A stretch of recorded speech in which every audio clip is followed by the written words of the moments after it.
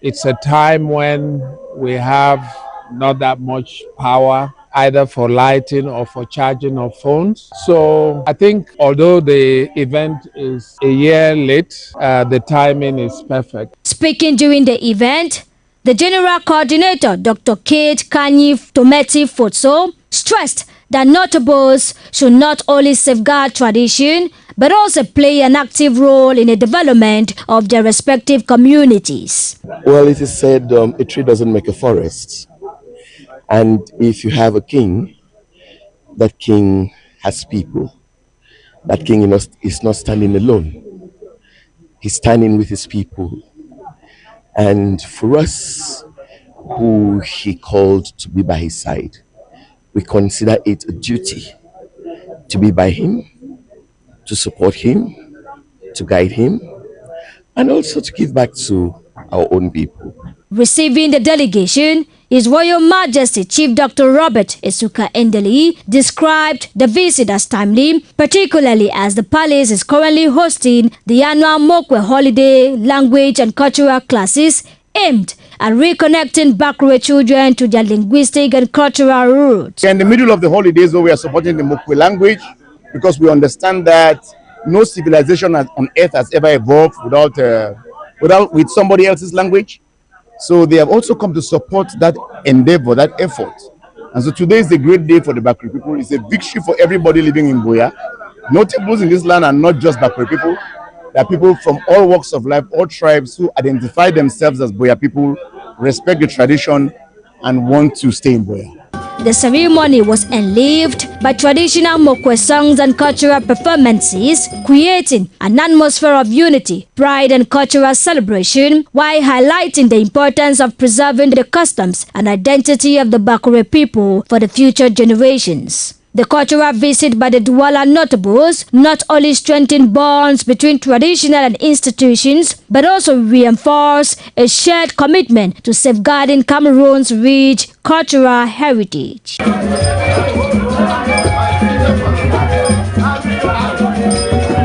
Wow, notables and the guests encouraging the dance group. Away from that story, over to the Munya market. For many, the rainy season brings about cooler temperatures and the much needed relief. But at the bustling Munya market here in Boya, it also brings about daily struggles, from preserving fresh products to coping with fewer customers. Vegetable vendors in Munya market are battling with the weather to keep both their goods and their business alive. Personal Claudia went over there to the market and paints to us the perfect picture. Dark clouds, steady downpours, the muddy pathways have become the new normal in Boya. While the rains nourish farms, they are proving to be a major test for traders dealing in fresh produce at the Munya market. For sellers of vegetables and carrots, every rainy day is a race against time, with excess moisture accelerating spoilage. Keeping perishable goods fresh have become increasingly difficult, forcing many to adopt different preservation methods in a bid to reduce losses. When the overfall, it change jama. When not there, the fee work jama plenty. When it is so, that would all harvest like for bush where they so would find a place where it dry for keep up. Would they say me not overfall again for the go feed the rotten. The rains have also changed customers' shopping habits. Many buyers now stay home during heavy downpours, leaving traders waiting for hours with little or no business. The result is reduced sales and produce that often ends up going to waste. During the rain season, we know that it's difficult, it's hard because the rain always comes without signaling us that it's coming. We know that it's the wet season, so we can protect them by covering them like this, as you can see, and we can keep them safe, like in a cold, dry area, somewhere that will not get wet. Despite the challenges, the traders remain hopeful. They continue to brave the unpredictable weather, determined to provide fresh produce to the community while adapting to the realities of the rainy season. As the rains continue to fall across the southwest region, these traders are not only battling nature, they are fighting every day to protect their livelihoods, proving that behind every basket of fresh vegetables is a story of resilience and perseverance. Away from Boya, let's take you to Wututu, where women are saying no to drug abuse. The fight against drug abuse in the southwest region continues to gather momentum as women of Wututu recently came out in their numbers as if to say enough is enough, thereby sounding a powerful message, as Nanga Sonia tells us up next.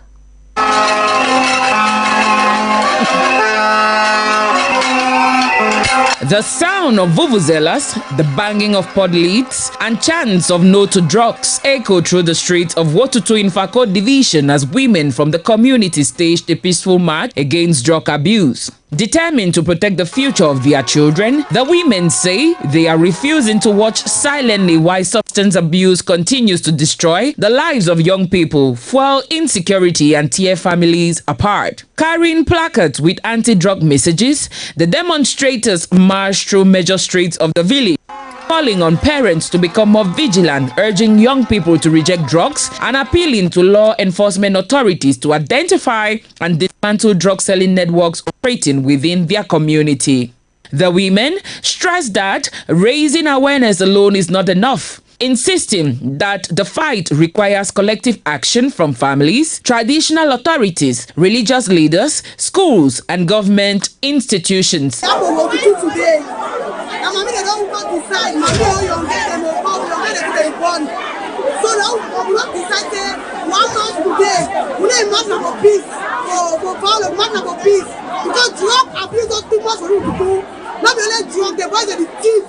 There is rape, there is one people that stole them. Some family want to talk to the office chief from the do. They say chief for one go. They say Janam they for bottom go.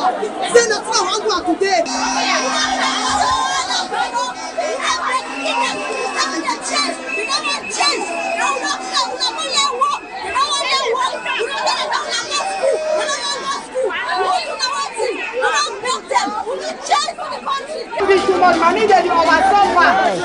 The demonstration comes at a time when several communities across Fako Division and other parts of the Southwest region have also organized similar campaigns, reflecting the growing grassroots movement determined to reclaim communities from the devastating effects of illicit drugs. Traditional rulers who joined the march described drug abuse as a threat to community peace and development, pledging their commitment to support every initiative aimed at protecting the younger generation. This fight when I don't start and so we don't sleep the siam. We don't sleep, we see the fight. And when I don't bring them for reality. They no go end for here. I will call my youth them. I will divide women them side by side. Catch the one that they remain. And we go wash on our shelves that be and ever praise one for what we do. Because the woman is born all the way for the ground. So anything I do, we the only for one back for support. As the procession ended, participants expressed hope that their voices would inspire lasting action, reminding everyone that safeguarding the future of the community begins with protecting its youth today.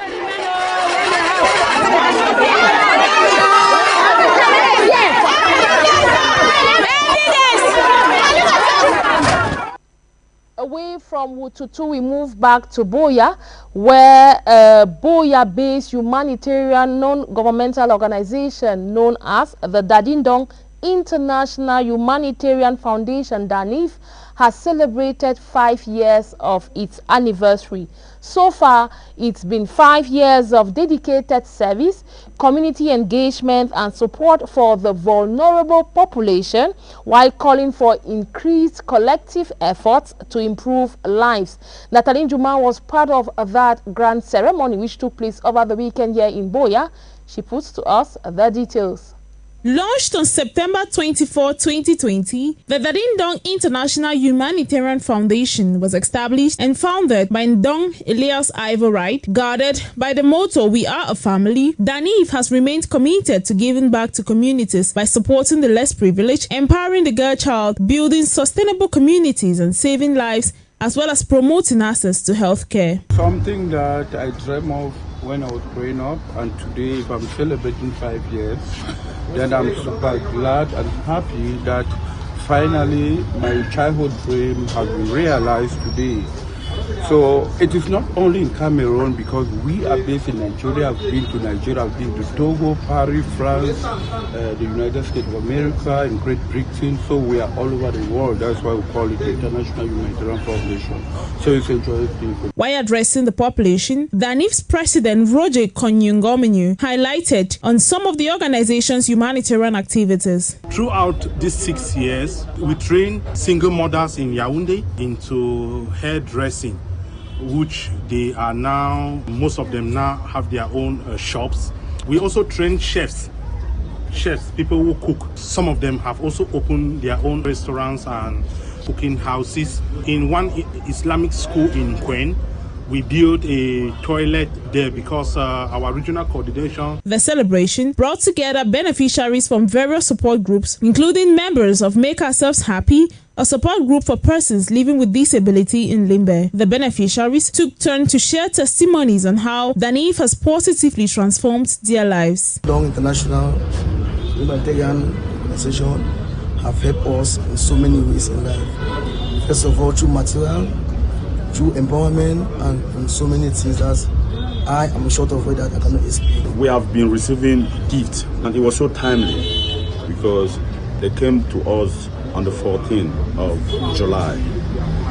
On a rainy day, they brought us food, they brought us dresses, especially warm dresses, which was so timely. And we do appreciate it because it was timely at that moment. During the rainy season, people don't go to the farm to look for food. Imagining they brought you food at that time. How will you feel? Over the past 6 years, DANIF has promoted sustainable education by distributing didactic materials to pupils and students during back-to-school campaigns. The foundation has also championed women's empowerment and skills acquisition for both male and female through training in hairdressing, culinary arts, beauty, and other vocational fields. In addition, it has extended support to several orphanages through donations and other humanitarian assistance. The celebration also featured the presentation of medals to the CEO of DANIF, president, and other individuals recognized for their outstanding contributions to the growth and success of the organization. The highlight of the ceremony was the cutting of its 5-tier anniversary cake, symbolizing 5 years of touching lives and making a positive impact on communities.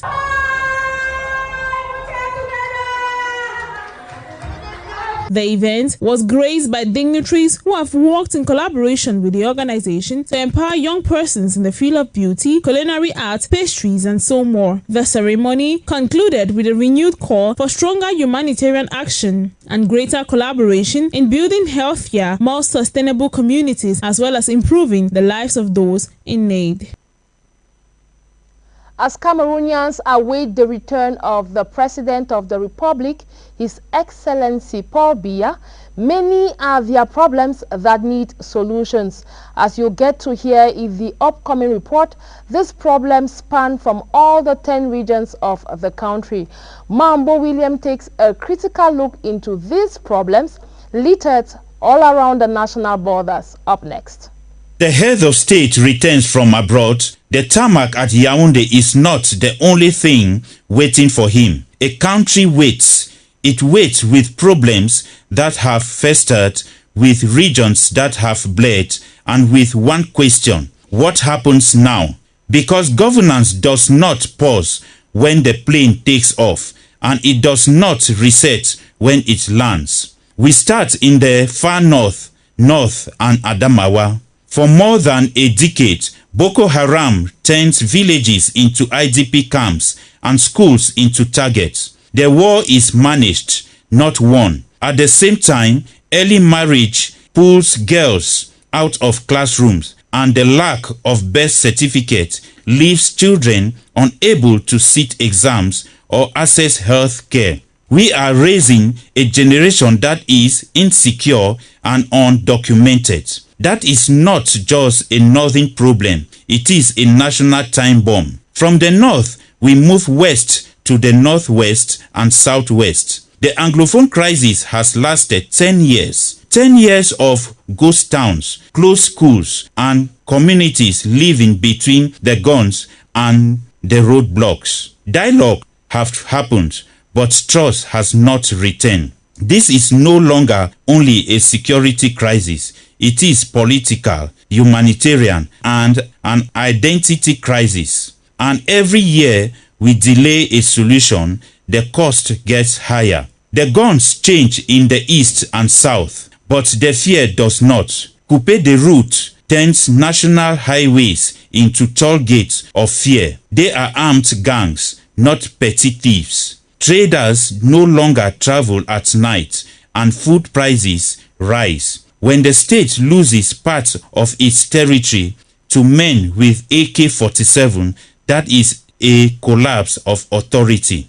The battle then shifts to the institutions in the center. In recent months, Cameroonians saw what many called a fake presidential reshuffle. Announcements, denials, confusion. It looked like a coup d'etat on paper. In a country with our history, perception matters. Political instability begins with clarity from the top. In the littoral, Douala is choking. There is congestion in the ports, on the roads, and in the markets. And urban insecurity is rising. The youth call it le micro, armed robbery in broad daylight. A country cannot grow when its economic engine runs on fear. Away from Cameroon, we take you out of our national borders and we stay in Nigeria, where we tell you that the rising food prices and the high cost of living are said to be worsening child malnutrition across Nigeria. Humanitarian agencies are warning that millions of children are at risk of severe hunger and the life-threatening health complications. Nanga Sonia with the details and much more. Nigeria is facing a growing child nutrition crisis as soaring food prices and persistent inflation leave many families unable to afford healthy meals for their children. According to humanitarian organizations, the rising cost of staple foods coupled with conflict, displacement, and economic hardship has significantly increased the number of children suffering from acute malnutrition, particularly in northern Nigeria. Health workers say many parents are skipping meals or reducing food portions to cope with the economic pressure, leaving children vulnerable to stunted growth, weakened immunity, and other serious health conditions. Aid agencies are calling for urgent action, including increased funding for nutrition programs, expanded access to affordable health care, and stronger social protection measures to support vulnerable households. Experts warn that without immediate intervention, the crisis could have long-term consequences for millions of Nigerian children, affecting their health, education, and future productivity. Vote counting is underway in Sao Tome and Principe following the country's presidential election held peacefully across the small Central African island nation. Voters turned out to elect a new head of state with several candidates contesting the presidency. Election officials have started tallying votes from polling stations nationwide as observers monitor the process to ensure transparency and credibility. The election comes at a time when the country faces economic challenges, including rising living costs, unemployment, and the need to attract greater investment while strengthening democratic institutions. Preliminary results are expected in the coming hours, though the Electoral Commission says official results will only be announced after the ballots have been verified. The winner will be tasked with working alongside the government to address economic development, improve public services, and promote national unity in one of Africa's smallest democracies. We now talk sports to say that the sound of the starting gun, the roar from packed football grounds and the vibrant colors of Bimbia's rich cultural heritage are said to define this year's holiday season as Limbe 3 Council, in partnership with the Bimbia Cultural and Development Association, BICUDA, officially unveiled the holiday jamboree. At the press briefing, organizers promised 6 weeks of unforgettable moments in sports, culture and tourism. Kosona Claudia Vuma brings us that package. The holiday season in Limbe 3 is about to come alive, and this time it promises to be bigger, bolder and more exciting. Speaking during a press briefing, the mayor of Limbe 3 Council, Nseke Diboti Luma Esquire, alongside officials of the Bimbia Cultural and Development Association BICUDA, officially launched the 2026 Limbe 3 Council and BICUDA Holiday Jamboree. The launch attracted key stakeholders, including the Divisional Delegate for Sports and the Divisional Delegate of Youth Affairs, highlighting the importance of an initiative that combines recreation, youth empowerment and community development. Building on the success of its maiden edition, the 2026 Jamboree promises 6 weeks of non-stop action. Football lovers will be treated to thrilling encounters, with the tournament split into 2 pools, one hosted at Mabeta and the other at the Jalakwan Sports Academy, before the competition reaches its climax. For football, registration ends tomorrow Saturday, because the Man-of-War pool, we are already talking of 10 teams.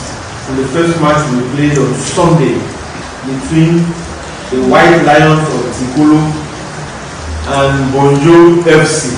They will be playing the first match on Sunday.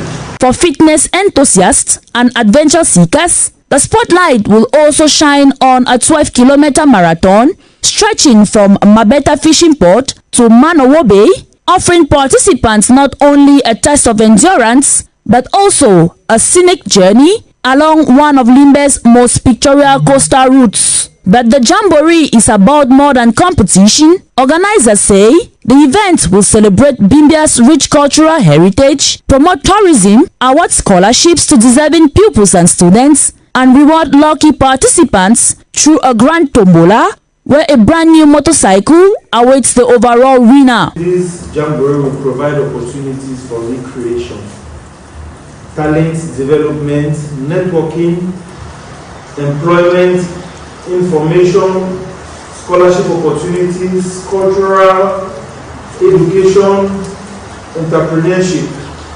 It will promote tourism, sustain community unity, and generate economic activity for local businesses.